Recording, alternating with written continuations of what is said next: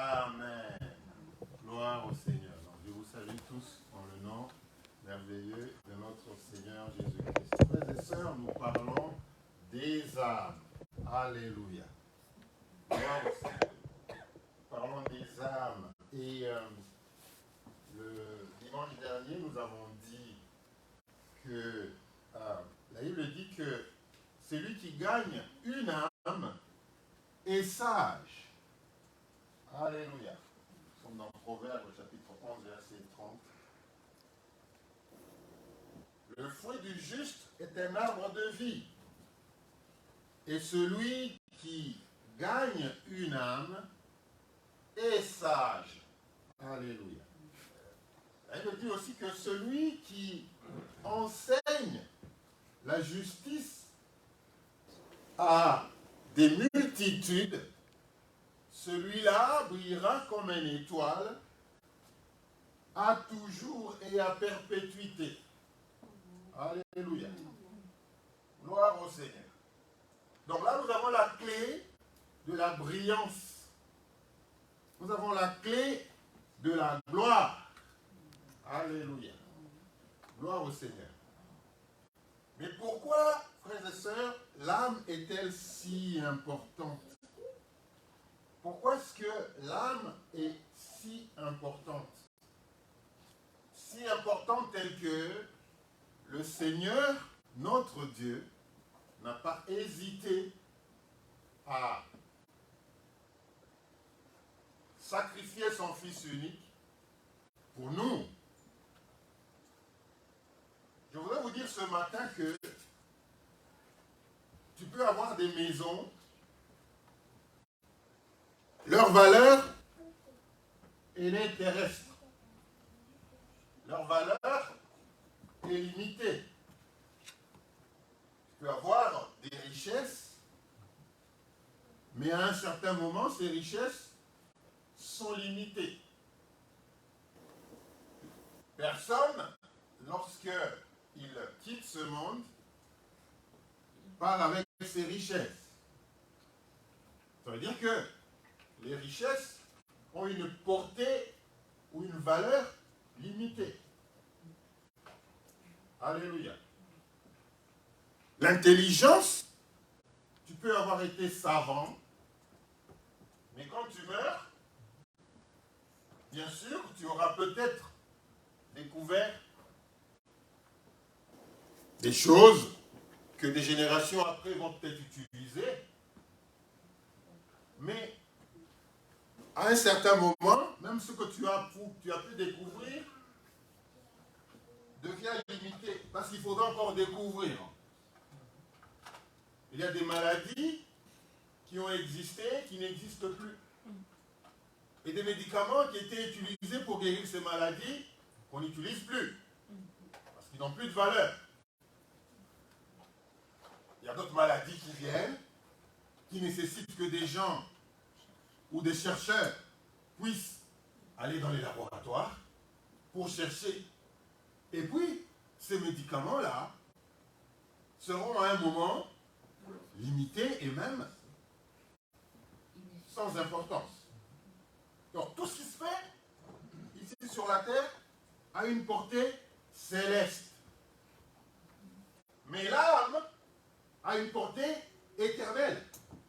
Ça veut dire que même si tu meurs, que tu sois chrétien ou pas, ton âme vivra éternellement. Soit qu'elle va vivre dans l'enfer, soit qu'elle vivra éternellement chez Dieu. Amen. Donc l'âme a une valeur éternelle. C'est pourquoi elle est tellement importante. C'est pourquoi nous devons gagner des âmes. Alléluia. Pourquoi nous devons gagner des âmes? C'est pourquoi la Bible dit que celui qui gagne une âme est sage. Alléluia. Celui qui gagne une âme est sage. Et donc, si tu as été baptisé déjà, ça veut dire que tu es disciple disciples. Ça veut dire que lorsque Jésus-Christ envoie ses disciples aller partout le monde entier et faites de toutes les nations mes disciples. Donc en fait, c'est une recommandation faite aux disciples. Et si tu as donné ta vie au Seigneur Jésus-Christ et tu as été baptisé, ça veut dire que cette recommandation-là, tant qu'elle n'est pas réalisée, tu ne fais pas encore office d'un disciple. Alléluia. Alléluia. Donc, lorsque le Seigneur t'amène au baptême, pour nous qui sommes baptisés, pour nous qui sommes des disciples, nous avons une responsabilité sur les âmes qui meurent. Parce que nous avons reçu la recommandation. Comprenez, frères et sœurs? Donc, une âme qui meurt, une âme qui se perd, devient notre responsabilité. C'est-à-dire que nous devons avoir les soucis de ceux qui ne connaissent pas encore le Seigneur. Nous devons avoir ce souci-là. Nous ne devons pas juste vivre en écoutant la parole de Dieu, en priant, en se sentant bien dans la parole de Dieu, en se suffisant même. En se disant, moi je suis sauvé, et puis c'est tout. Mais non. Cette recommandation, nous l'avons reçue du Seigneur. Et donc, tant que les âmes meurent, tant que les âmes sont dehors, c'est notre responsabilité. Nous allons partager cette responsabilité-là. Il le dit, celui qui enseigne la justice à des multitudes, celui-là brillera à perpétuité. C'est-à-dire briller ici et briller là-bas. Dis-moi, dis après moi ici. Ici. Dis après moi là-bas. Ah. Donc il brillera ici et puis il brillera là-bas. Pourquoi? Parce qu'il aura enseigné la justice à des multitudes. Pas la justice par la loi, mais la justice par Jésus-Christ. C'est-à-dire faire accepter qu'à quelqu'un que Jésus-Christ est mort, il a versé son sang pour te racheter, pour que tu sois sanctifié et purifié, et pour que tu sois juste, non une justice, non une justice exercée, mais une justice reçue. Alléluia. Dis après moi, justice reçue. Justice reçue. Alléluia. Gloire au Seigneur. Donc, nous comprenons, frère, que nous avons une responsabilité sur les âmes qui ne sont pas encore ici. Sur les âmes qui n'ont pas encore dit oui au Seigneur. Nous avons une responsabilité. Pourquoi? Parce que la valeur d'une âme, elle est éternelle. Elle est inestimable pour notre Dieu. Inestimable. Donc, on ne va pas considérer les choses comme plus importantes. Il y a des gens qui considèrent ce qu'ils ont, leurs avoirs, comme plus important. Leurs relations, moi je suis connecté, j'ai beaucoup de relations, comme plus important. Il n'y a rien de plus précieux qu'une âme. Du Seigneur. Pour un enfant de Dieu. Pour un disciple. Alléluia. Pour un disciple.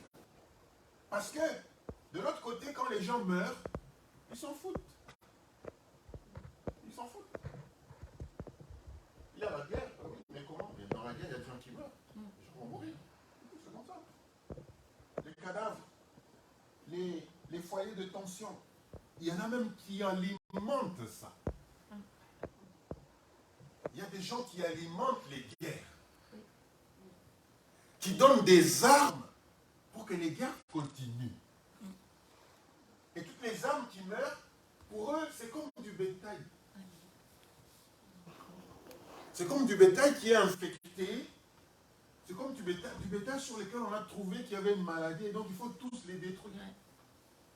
Il y a des gens qui considèrent les âmes comme du bétail. Ça veut dire qu'ils meurent, on s'en fout. Nous, ce qui nous rend heureux, c'est le gain que nous tirons. C'est le sang qui coule. L'ennemi se plaît que le sang coule. Mais Dieu voulait seulement que le sang de Jésus-Christ coule. Alléluia. Pour sauver l'humanité. Par contre, tous les grands qui nous dirigent, ça ne leur fait rien la mort. Ça ne leur fait rien d'envoyer des bombes qui tombent sur des hôpitaux, qui tombent sur des maisons. Les gens meurent. Quand vous leur parlez que les gens meurent, vous dites non, non, non, non. C'était des rebelles. Mais les rebelles, ce sont des gens. Les rebelles sont des personnes. Non, c'est des voleurs. Non, mais c'est des... On peut qualifier toute une nation ou tout un peuple et avoir une raison pour détruire ce peuple. L'ennemi, il est comme ça. Mais vous qualifiez, non, non, ce sont des voleurs. Et donc, on peut envoyer des bombes là. Non, ce sont des ennemis. Alors que Dieu nous dit d'aimer nos ennemis. Dieu ne nous dit pas de tuer nos ennemis. Dans le monde, l'ennemi, il faut le tuer. Parce que l'ennemi n'a pas de valeur.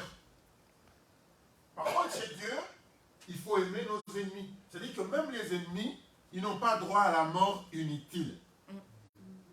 Par contre, ils ont droit à notre amour. Alléluia. Donc nous avons notre part à jouer. Alléluia. Gloire au Seigneur. Nous avons donc notre part à faire. En lisant Jean 3, 36,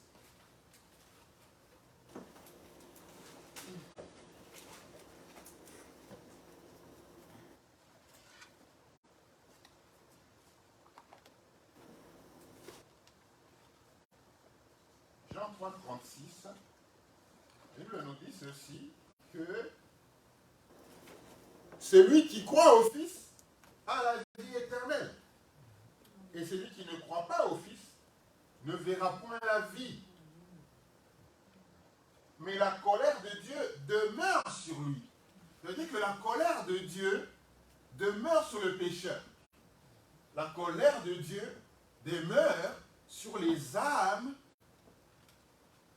qui sont de l'autre côté et qui pêchent.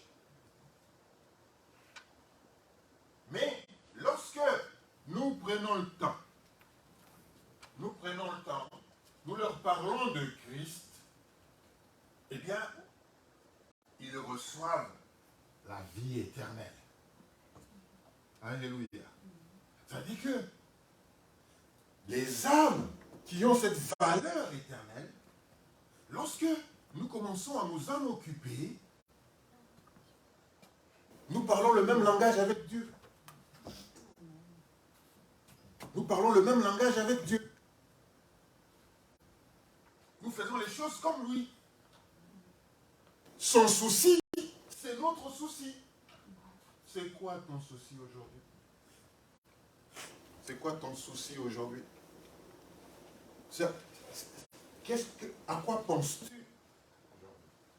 En tant qu'enfant de Dieu. Je ne dis pas en tant que quelque chose que tu es, médecin ou c'est pas moi quoi. En tant qu'enfant de Dieu, à quoi penses-tu? Est-ce que tu penses aux arts? Est-ce que tu penses à l'Église? Corps du Christ? Est-ce que c'est l'un de tes soucis lorsque tu te réveilles le matin? Ou quand tu vas au lit le soir? C'est quoi ton souci? C'est quoi? Qu'est-ce que tu penses lorsque tu t'endors? À quoi penses-tu lorsque tu t'endors? Toi, l'enfant de Dieu. Est-ce que tu te dis, est-ce que j'ai parlé de Christ aujourd'hui? Est-ce que tu t'es dit, est-ce que je louais le Seigneur aujourd'hui? Ou bien tu te dis, j'ai pas appelé telle personne. Je n'ai pas communiqué avec telle personne. Il n'y a point de plus important que Dieu. Il n'y a point de plus important qu'une âme du Seigneur. Alléluia. Donc, frères et sœurs, nous devons nous poser ces questions-là. Alléluia. Lorsque tu as le projet de construire une maison, par exemple, et la Bible nous donne un exemple. Il dit, qui d'entre vous, lorsqu'il veut construire une maison, eh bien, ne s'assoit pas et ne fait pas le point de est-ce que j'ai combien de dépenses je dois faire, combien. Donc, ça l'occupe. Ça l'occupe. Pourquoi? Parce que c'est à ça qu'il pense. C'est son projet. Et quand tu es un enfant de Dieu, c'est quoi ton projet? Quand tu es disciple, à quoi penses-tu? Quand tu te réveilles le matin, tu penses à quoi? Tu penses à quoi? Est-ce que tu penses à toi-même? Tu penses... Non. Tu es un enfant de Dieu. Tu es un disciple. À quoi penses-tu? Quand tu vas au lit le soir, quel bilan journalier en tant que disciple tu fais? En tant que disciple, qu'est-ce que tu fais le soir quand tu vas sur ton lit, tu te dis, allez, maintenant, la journée est finie. Qu'est-ce que j'ai fait en tant que disciple? Qu'est-ce que j'ai fait en tant que disciple? Il y a des choses que j'ai fait en tant que mère, en tant qu'époux et épouse, en tant que peut-être fille, enfant, en tant que pasteur. Mais c'est de se dire, qu'est-ce que j'ai fait en tant que disciple? Aujourd'hui, dans ma responsabilité de disciple, qu'est-ce que j'ai fait? Alléluia. Nous allons nous poser ces questions cette année-ci. Parce que nous comprenons ce qui est plus important pour notre Père. C'est une âme. Alléluia. Gloire au Seigneur. Alléluia. Alors, vous avez entendu dire tous ces jours-ci que nous devons demander au Seigneur de répandre son esprit sur cette ville, ce pays, sur tous ceux qui nous environnent. Alléluia. Parce que nous voulons que de la même manière que le cœur est préparé, que la terre est préparée pour recevoir la semence, le cœur doit aussi être préparé. Alléluia. Pourquoi demandons-nous que Dieu envoie la pluie de l'arrière et de l'avant-saison? Pourquoi demandons-nous que le Seigneur répand son esprit? Alléluia. Parce que quand vous voulez gagner une âme, il faudra que cette âme reconnaisse qu'elle a péché. Il dit bien reconnaisse qu'elle a péché. Or, la Bible dit qu'il n'y a que le Saint-Esprit qui peut nous convaincre du péché. Tant que, je l'ai dit le dimanche dernier, tant que quelqu'un n'aura pas reconnu qu'il est pécheur, toute conversion sera une fausse conversion. Ce sera une conversion forcée. La personne doit reconnaître dans son cœur qu'elle est pécheur, qu'elle a péché. Et donc, lorsqu'on reconnaît qu'on a péché, alors on peut dire qu'on a besoin d'un sauveur. Alors on peut comprendre l'action de Jésus-Christ. Mais si on ne reconnaît même pas qu'on est pécheur, comment on peut reconnaître qu'il est mort sur la croix comme rançon à mes péchés? On ne peut pas. Pourquoi il y a beaucoup de gens qui ont accepté comme ça, qui sont venus dans les assemblées, qui sont des faux convertis. Qui sont des faux convertis. Amen. Gloire au Seigneur. C'est comme ça que je suis venue. Amen. C'est comme ça que tu es venu au Seigneur? comme ça au départ, ouais. Et s'ils ne font pas attention, ils peuvent rester dans les églises, ils vont créer des troubles, ils vont partir d'une église à une autre, et ainsi de suite. Parce que c'est des faux convertis. Ils sont venus au Seigneur, ils n'ont pas vraiment accepté qu'ils étaient pécheurs. Alléluia. Le Saint-Esprit a survolé leur cœur. Il n'a pas pénétré dans le cœur.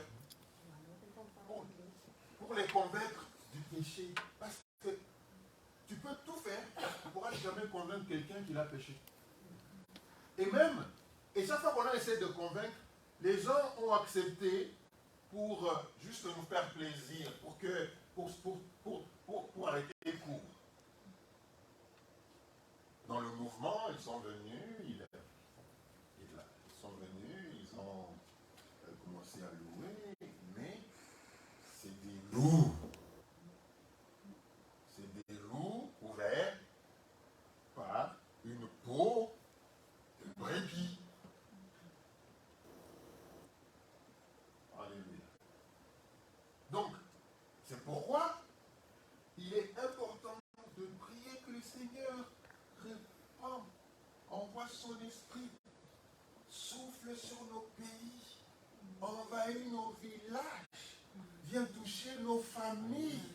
Alléluia. Gloire au Seigneur. Donc qu'il souffle sur notre ville, qu'il aille dans les villages, qu'il envahisse les villages. Alléluia. Qu'il touche les familles, de façon à ce que les gens reconnaissent qu'ils sont pécheurs. Parce que les gens s'entêtent à faire des choses, ils sont convaincus que c'est bien. Vous pouvez dire tout ce que vous voulez. Ils sont convaincus que c'est bien, que c'est normal. Alors que ce n'est pas normal. Les gens sont convaincus et sont en train de militer. Ils militent pour que ça soit reconnu. Ils militent que tout le monde l'accepte. Ils militent qu'on le connaisse comme normal. Ils sont en train de militer. Ils mettent les moyens. Ils mettent tous les moyens. Ils font des publicités, des campagnes, des publicités pour que ça rentre en nous, que l'on accepte que c'est vrai, que c'est aussi normal. Alors des gens comme ça, tout ce que vous dites, tout ce que vous faites, ils vont prendre pour des fous. Ils disent non mais c'est normal. Nous aussi on doit vivre, nous aussi on doit exister, nous aussi on doit avoir notre part. Si le Saint-Esprit ne convainc pas du péché, vous n'allez jamais amener ces gens-là au Seigneur. C'est pourquoi nous devons prier pour que nos pays, alléluia, soient affectés. Nous devons prier que nos familles soient affectées, que les villages soient envahis, que le pays, que le Saint-Esprit souffle sur le pays. Parce que lui, c'est celui-là qui va rentrer dans le cœur, qui va les convaincre et dire non, c'est pas bon. C'est pas bon. Ce que tu es en train de faire, c'est pas bon. Alléluia.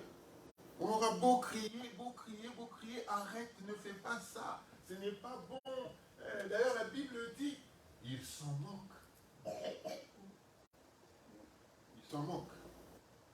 Il faut que le Saint-Esprit lui-même rentre dans le cœur, convainc la personne que c'est pas bon, que c'est le péché. Ne fais pas ça. Et donc quand quelqu'un maintenant est convaincu que c'est pas bon, là vous pouvez maintenant lui dire, tu vois, c'est pas bon. Donc le péché va t'amener à la mort. Et il dit, l'âme qui pêche, c'est celle qui mourra. Alors quand je parle de mourra, je ne parle pas de la mort physique, mais de la mort spirituelle. Il y a beaucoup d'âmes qui, vous pensez qu'elles sont vivantes, mais en fait, spirituellement, elles sont mortes. Donc c'est seulement à ce moment-là, que finalement, vous pouvez venir et parler de Christ. Sinon, vous parlez, ça rentre là, ça part là. on voit que même quand vous venez à l'église, on vous regarde venir, on vous dit, si ça peut, on veut bien dire, si ça peut lui faire plaisir, c'est bon. Moi, ça ne me fait pas plaisir. Mais si ça peut lui faire plaisir à lui, c'est bon. D'ailleurs, j'ai déjà entendu des gens dire, non mais je ne peux pas les empêcher. Je peux pas les empêcher. Mais moi, ça ne me parle pas. Moi, mais je ne peux pas les empêcher d'aller. Mais moi, ça ne me parle pas. Quand même, j'ai entendu ça. Tant que le Saint-Esprit n'aura pas convaincu du péché, eh bien, tout ce que vous ferez ne sera pas réel. Et même quand les gens vont venir, ils vont venir pour vous faire plaisir, et puis après, quelques temps après, vous ne le verrez plus. Ou même quand ils continuent à venir, ils vont continuer à venir, mais ce sont ces gens-là qui seront tout le temps en train d'ouvrir une porte. Parce qu'ils ne l'avaient jamais fermée, en fait. Elle était toujours ouverte. Ils sont venus, mais avec leur porte ouverte.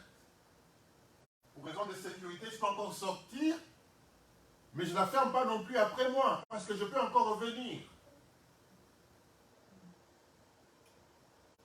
Oui. Quand tu parles de la mort spirituelle, ça veut dire qu'il n'y a pas le Saint-Esprit, c'est ça? Quelqu'un qui ne connaît pas déjà Dieu, parce que même le Saint-Esprit, il faut l'accepter, non? Il faut l'accepter. Et il le dit, si vous voulez le Saint-Esprit, demandez-le, le Seigneur va vous le donner. Donc, une mort spirituelle, eh bien, ça veut dire, en mots simples, c'est quelqu'un qui n'est pas conduit par l'Esprit de Dieu. C'est quelqu'un qui est conduit par ses ambitions. La chair. Quelqu'un qui est conduit par ses besoins personnels. C'est ça qui me plaît. Ce qui me plaît, c'est ça que je fais. Plaisir. Par ses propres plaisirs. Alléluia. Égoïsme, tout ça. Tout ça. Et le pécheur, il est comme ça. Le pécheur, il est conduit par ses besoins personnels. C'est mon besoin. Il est conduit par ses projets personnels, par ses désirs. Je désire ça et donc c'est ça que je fais. Ne viens pas me dire que ce n'est pas bien. Ne viens pas me dire que ce n'est pas permis. Ne viens pas me dire que c'est anormal. Mais non, ça peut se faire, c'est normal. Et donc, quelque chose que tu vas faire, non, il faut prier, chers disciples, enfants de Dieu, nous devons prier que Dieu envoie son esprit, alléluia, sur toute chair, et que le Saint-Esprit, parce que c'est aussi ça son rôle, de convaincre du péché. Dès que les gens seront convaincus du péché, ils vont chercher un sauveur. Ils vont chercher un sauveur. Tant qu'ils ne seront pas convaincus, ils vont vous dire qu'ils n'ont pas besoin d'un sauveur. Ils n'ont pas besoin de Jésus-Christ. Ils vont vous dire, mais est-ce que c'est vrai d'abord? Et ils vont même vous dire, et les autres? Et les autres? Et les autres, vous voulez dire qu'ils sont faux, eux, et les autres? Ils seront comme ça. Donc, frères et sœurs, il est important que nous puissions, bien sûr, parler de ça. Gloire au Seigneur. Alléluia. Donc, bien sûr, comment gagner une âme? Comment faire? Bon, déjà, il faut déjà connaître la parole de Dieu. C'est pourquoi vous êtes disciples. Parce que lorsque vous êtes baptisés, on ne vous baptise pas, vous ne devenez pas disciples, et puis on ne vous voit pas dans l'œuvre pour laquelle vous avez été investi. Et puis, autre chose, c'est que il faut connaître la parole de Dieu. Vous savez, lorsque nous allons chez le médecin ne donne pas une même ordonnance à tous. Une ordonnance déjà faite. Toi, tu as quoi? Eh bien, moi, c'est le diabète. Allez, prends. Et toi, c'est quoi? Eh bien, moi, c'est... On n'a pas le diabète, n'est-ce pas? Et toi, c'est quoi? Eh bien, toi, c'est pas moi, le cholestérol. Eh bien, allez, voilà. Et quand vous allez dire, mais c'est la même ordonnance. Non. Le médecin ne donne pas une même ordonnance. Toutes les âmes ne sont pas pareilles. Toutes les âmes n'ont pas la même histoire. Toutes les âmes n'ont pas le même passé. Toutes les âmes ne sont pas en train de connaître la même chose aujourd'hui. Ils sont tous dans le péché, mais ils n'ont pas la même histoire. Ils n'ont pas le même passé. Ils n'ont pas la même expérience. Et donc ça veut dire quoi? Ça veut dire qu'il faut s'adapter. Il faut s'adapter à la personne. Il faut connaître la personne. Il faut connaître c'est quoi sa vie. Et pour ça, pour essayer de parler à cette personne-là, il faut être outillé. Il faut voir la parole de Dieu. Alléluia. L'apôtre Paul disait, nous allons lire, Alléluia. L'apôtre Paul disait ceci. Nous allons lire dans 1 Corinthiens 9, à partir du verset 22.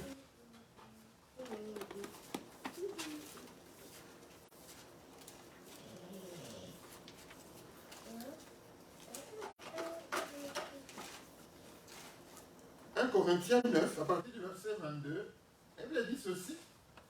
L'apôtre Paul dit ceci. Il dit que nous allons commencer à partir du verset 21. Non, à partir du verset 20. 1 Corinthiens 9, à partir du verset 20. La Bible dit ceci, si vous y êtes.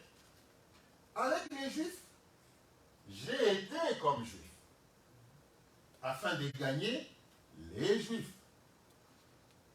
Avec ceux qui sont sous la loi, comme sous la loi, quoique je ne sois pas moi-même sous la loi, afin de gagner ceux qui sont sous la loi. Avec ceux qui sont sans loi, comme sans loi, quoique je ne sois point sans la loi de Dieu, étant sous la loi de Christ, afin de gagner ceux qui sont sans loi. Donc il y avait des gens qui étaient sous la loi, d'autres qui étaient sans loi, et avec chacune de ces catégories de personnes, il a essayé d'être comme eux. Ça ne veut pas dire qu'il est devenu pécheur. Ça veut seulement dire qu'il a compris leur identité. Il a compris leur situation. Il n'a pas juste survolé leur situation et venir parler de Christ. Non, non, non, non. Il a voulu comprendre leur situation, être comme s'il avait la même situation qu'eux, et puis maintenant leur parler de Christ. Alléluia. C'est-à-dire que tu connais ma souffrance. Toi aussi, tu connais ma souffrance. Et donc, je peux écouter ce que tu dis.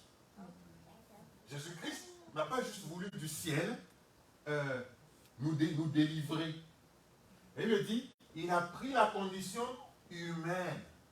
Je dis que avec les hommes, il a voulu être comme un homme.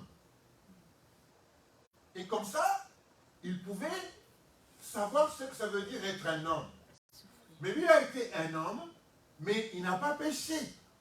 C'est ça. Même l'apôtre Paul, quand il dit, avec les sans loi, j'ai été comme un sans loi. Avec ceux qui sont sous la loi, j'ai aussi été un peu comme sous la loi, de façon à gagner le plus. Alléluia. Donc tu peux gagner que si tu t'identifies à la situation, tu comprends la situation de la personne, et le Saint-Esprit, parce qu'on a aussi besoin de ça, va te donner maintenant un message, va te donner une parole. Alléluia. Gloire au Seigneur. Et puis il continue en disant, verset 22, j'ai été faible avec les faibles, afin de gagner les faibles. Je me suis fait tout à tous, afin d'en sauver de toute manière quelques-uns. Ça veut dire quoi? Ça veut dire qu'on ne sauvera pas tout le monde. Alléluia. On ne sauvera pas tout le monde. On peut, l'apôtre Paul veut aussi dire que deux fois vous pouvez faire ça.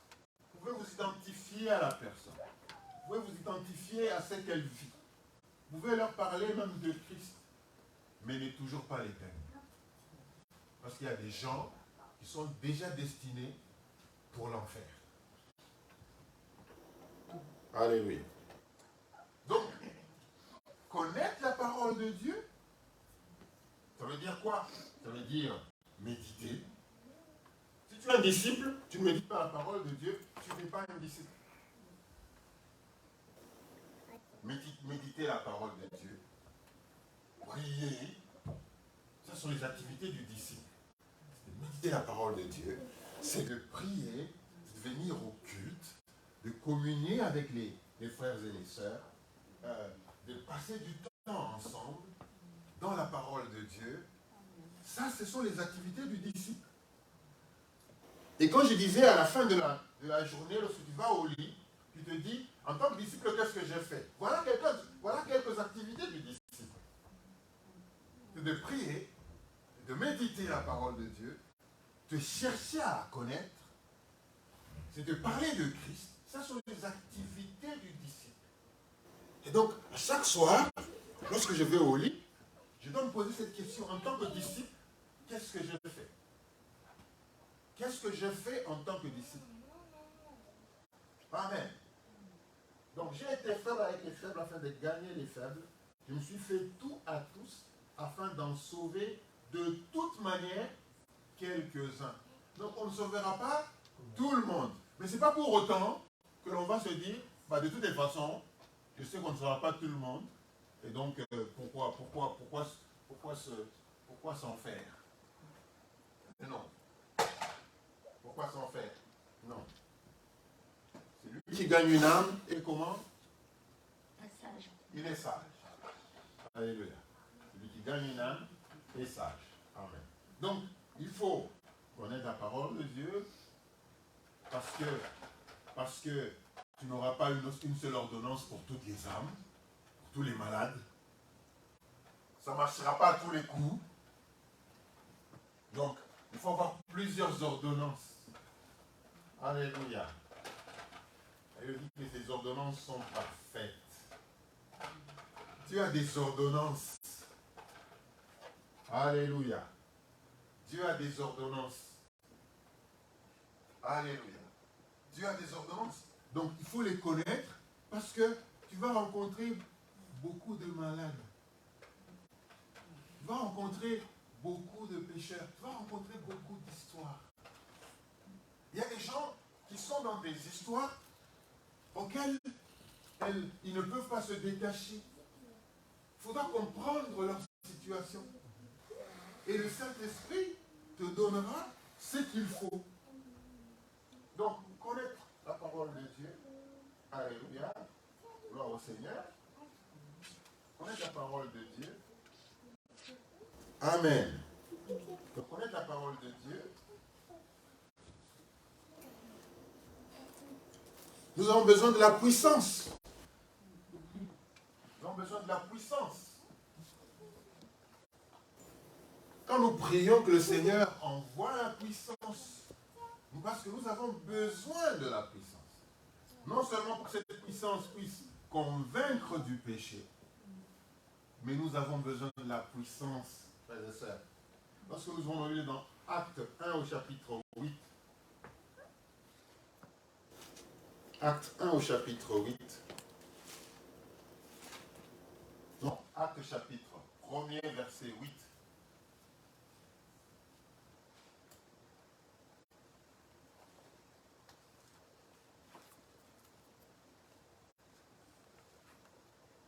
Quelqu'un peut nous lire ça? Acte 1, chapitre 8. Mais vous recevrez une puissance, le Saint-Esprit survenant sur vous, et vous serez mes témoins à Jérusalem, dans toute la Judée, dans la Samarie et jusqu'aux extrémités de la terre. Amen. Alléluia. Amen. Donc, on ne peut pas gagner les âmes sans la puissance. Sans la puissance. On ne peut pas être témoin. Quand on dit témoin, ça veut dire quoi? Ça veut dire qu'on doit témoigner Christ. Et témoigner Christ, c'est aussi gagner les âmes. Donc il a dit, mais vous recevrez une puissance. Le Saint-Esprit survenant sur vous. Et vous serez mes témoins. Alléluia. Vous serez mes témoins à Jérusalem, dans toute la Judée, dans la Samarie et jusqu'aux extrémités de la terre. Alléluia. Ça dépend de quelle position tu es. Ça dépend de quel endroit tu te trouves. Alléluia. Il y en a qui nous voient, nous, là, en ce moment, aux extrémités de la terre. Alléluia. Gloire au Seigneur. Vous avez remarqué quand vous regardez une carte du monde, vous avez toujours l'impression que là-bas ça s'arrête, et là-bas ça s'arrête, et là ça commence. Donc chacun peut voir l'autre comme étant aux extrémités de la terre. Donc ça veut dire que là où tu es, eh bien sois témoin. Sois témoin. Tu ne peux pas dire non mais Seigneur, donne-moi les nations. Seigneur, donnez-nous les nations. Donne-nous les nations. Commence déjà là où tu es. Commence déjà là où tu es. Tu veux un ministère international, global. Tu veux un ministère global, mais commence déjà là où tu es. La globalité commence là où tu es. Non, Seigneur, donne-nous les nations. Seigneur, donne-nous les nations. Non, qu'est-ce que tu fais déjà de la nation dans laquelle tu es? Qu'est-ce que tu fais? Est-ce que tu es déjà effectif dans cette nation-là? Plus que ça, dans ton village déjà. Plus que ça, dans ta maison déjà. Ouais. Plus que ça, dans ta famille et toi-même déjà. Alléluia. On ne va pas demander les nations si déjà dans nos familles, il y a du travail à faire. Je dis que nos familles deviennent notre petit cercle. Quand nous demandons au Seigneur de pouvoir répandre ton esprit, c'est déjà de dire Seigneur, déjà là, à partir de maintenant, dans ceux qui nous entourent, ceux qui ne connaissent pas Dieu, répands ton esprit, Seigneur. Répands ton esprit. Alléluia. Répands ton esprit. Pour que le Saint-Esprit puisse convaincre ces gens-là du péché. Et lorsqu'ils seront convaincus, frères et sœurs, ils auront besoin d'un sauveur. Ils auront besoin d'un sauveur. Mais tant qu'ils ne seront pas convaincus, eh bien, ils ne voient pas la nécessité d'un sauveur. Et ils ne comprennent rien. Comment est-ce que vous pouvez me dire, non, non, il est allé sur la croix, il est mort pour me racheter. De quoi? Moi, je suis bien. Je fais tout bien. Je suis dans le bien. Je suis dans le bon. Ce que je fais est normal. Alléluia. Des fois, tu as voulu convaincre les gens par des discussions. Non, mais ce n'est pas bon ce que tu fais, ce n'est pas bon ce que tu fais. La meilleure des choses à faire, c'est d'aller juste te mettre à genoux et de prier. Seigneur, toi, tu as dit que le Saint-Esprit pouvait convaincre du péché. Moi, connaissant ta parole, je sais que ces personnes-là sont dans le péché. Je sais qu'ils sont dans le péché. Mais comme je ne peux pas les convaincre, je sais que ton Saint-Esprit peut. Et donc, Saint-Esprit, fais ton travail. Ça peut être ça ta prière de toute ta vie. Saint-Esprit, Saint-Esprit, tu as dit que, le Seigneur a dit que tu veux convaincre du péché. Convainc ceux qui sont autour de moi. Ça peut être ça, toute la prière de ta vie. Pourquoi? Parce que tu te soucies d'une âme ou des âmes. Rien que ça, ça peut te bénir toute ta vie. Rien que s'occuper d'une âme ou des âmes, ça peut, et ne pas prier pour autre chose, ça peut te bénir pour toute ta vie. pense toujours que nous devons prier pour la grâce, pour que le Seigneur nous donne ceci, pour qu'il nous donne cela. Occupe-toi seulement des âmes. Je t'ai dit que ta vie sera bénie pour toute ta vie. Parce que c'est ça qui plaît à Dieu. C'est ça qui est important pour Dieu. Et tu t'occupes de ce que lui veut. Ce que Dieu veut. Tu fais son travail. Mais tu es béni. Alléluia. Tu es béni. Tu n'as pas besoin de prier pour autre chose. Tu n'as pas besoin de prier pour autre chose. Parce que toutes les choses là, lorsque tu t'occupes des âmes, toutes les choses viennent. Alléluia. Et celui qui va enseigner la justice à des multitudes, eh bien, il brillera comme une étoile. Alléluia. À perpétuité. Tu as vu une étoile? Tu sais comment elle brille? Frères et sœurs, on n'aura pas besoin de prier pour autre chose. Cette année-ci, occupons-nous tous. Oublions nos problèmes là. Oublions nos besoins. Occupons-nous des âmes. Des âmes. Que l'on ait le souci pour les âmes. Pour une âme. Quand les gens sont dans le péché, qu'ils meurent, que ça fasse mal dans nos cœurs. Que l'on ait ce fardeau-là. Alléluia. Que l'on ait ce fardeau-là. Vous n'allez rien chercher. Parce que vous avez touché là le cœur de Dieu. Vous n'allez rien chercher. Vous avez touché le cœur de Dieu. Vous allez toucher son intérêt le plus ultime. Pour lequel il a fait mourir son fils.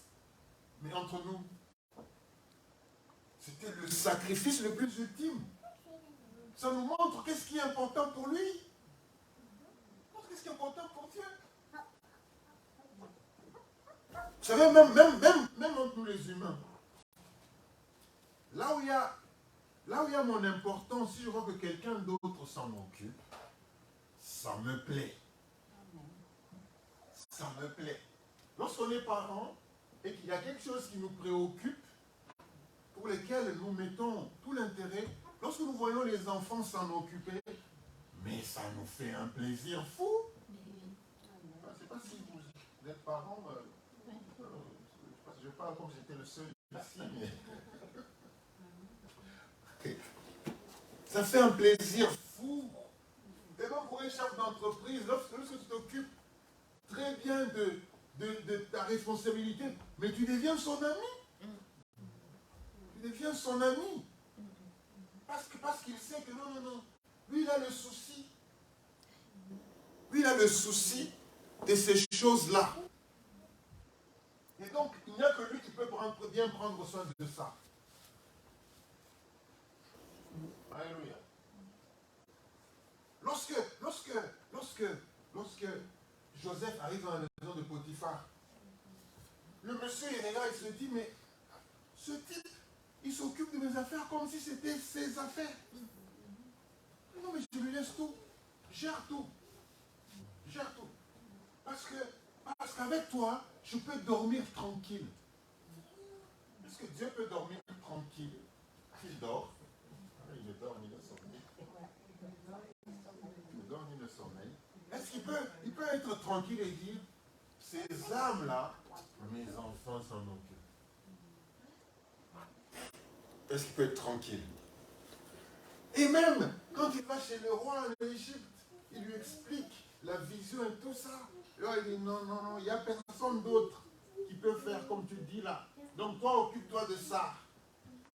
C'est comme ça. Lorsque vous vous occupez des choses qui tiennent le cœur de quelqu'un, eh bien, il vous les confie. Nous tous ici, on cherche des gens qui peuvent s'occuper des choses qui nous tiennent à cœur. Dès qu'on les a trouvés, on les laisse. Je vous donne un secret.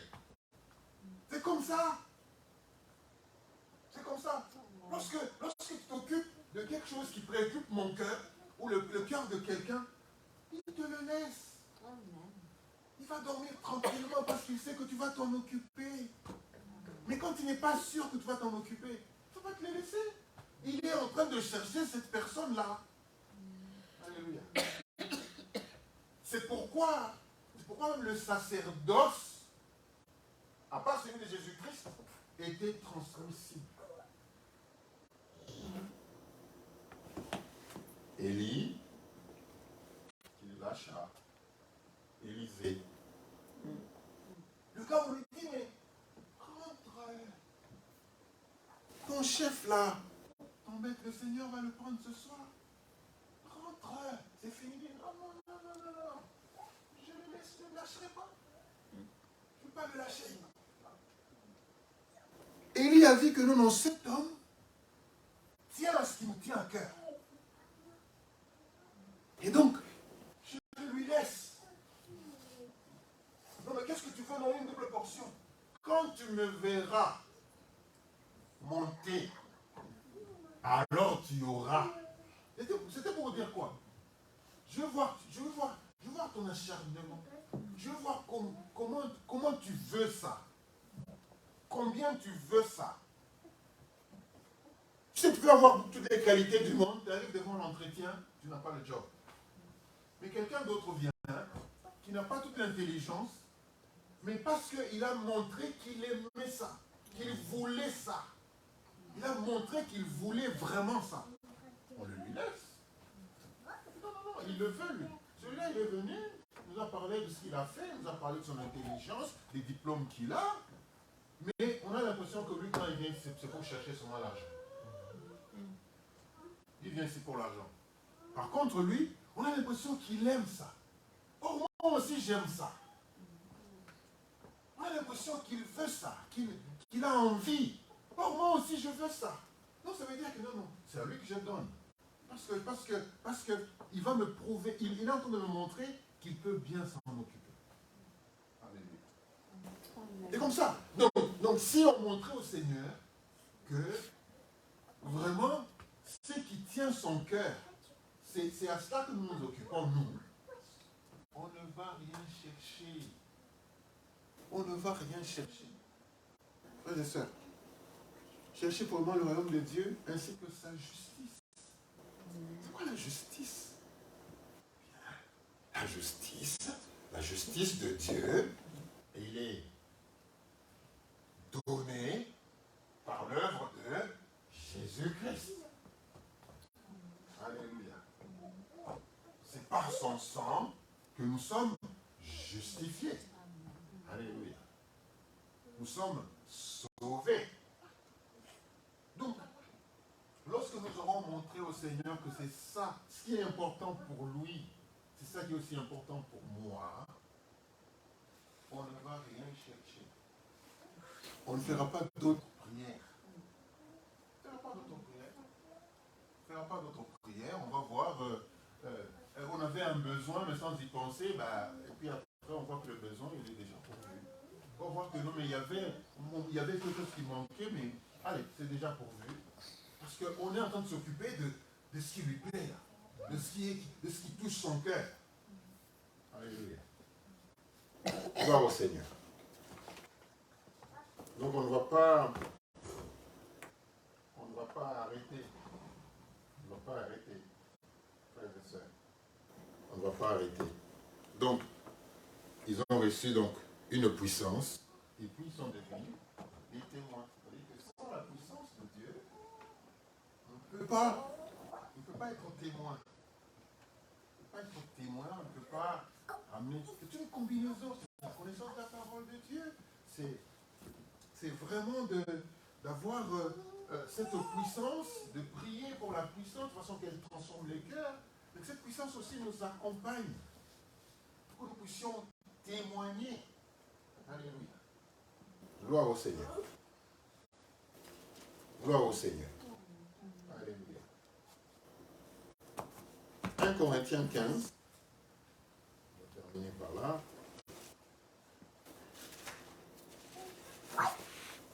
1 Corinthiens 15. Verset 1. Plutôt, pardon, oui, verset 1.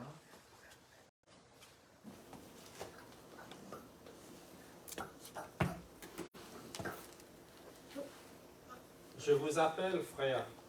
Je vous appelle frères. L'évangile que je vous ai annoncé, que vous avez reçu, dans lequel vous avez persévéré et par lequel vous êtes sauvés, si vous le retenez tel que je vous l'ai annoncé, autrement vous auriez cru en vain. Je vous ai enseigné avant tout, comme je l'avais aussi reçu, que Christ est mort pour nos péchés, selon les Écritures, qu'il a été enseveli et qu'il est ressuscité le troisième jour, selon les Écritures. Amen. Amen. Voilà l'évangile. Voilà l'évangile que Paul apporte aux Corinthiens. Ça veut dire que on connaît la parole de Dieu. Alléluia. Gloire au Seigneur. Vous savez, d'ailleurs, il dit que la parole de Dieu, l'évangile, c'est la bonne nouvelle. C'est la bonne nouvelle. Cette Bible, avec toutes les paroles qui sont dedans, on dit que c'est la parole de Dieu. Mais lorsque nous commençons à apporter cette parole, tant qu'elle restera là, en quoi on va l'appeler bonne nouvelle? Tant qu'elle sera enfermée dans cette Bible, en quoi on va l'appeler bonne nouvelle? Elle est bonne nouvelle lorsque nous l'amenons, lorsque nous la déclarons, lorsque nous apportons cet évangile. Alléluia. Et les bonnes nouvelles, lorsque nous l'amenons, nous la prêchons, ça devient l'évangile, bonne nouvelle. Mais tant qu'elle est là-dedans, nous savons que c'est la parole de Dieu. D'autres pensent aussi, il y a aussi d'autres livres. Il y a d'autres livres. Alléluia. Frères et sœurs, cette année-ci, nous allons nous occuper des âmes de Dieu. Et tant que le Seigneur va nous donner, de nous tenir ici devant, nous allons continuer à parler de l'importance des âmes. Alléluia. Nous prierons toujours pour les âmes et nous prierons aussi pour nos autorités. Ce sont les recommandations de notre Dieu pour cette année-ci. Que Dieu bénisse sa parole.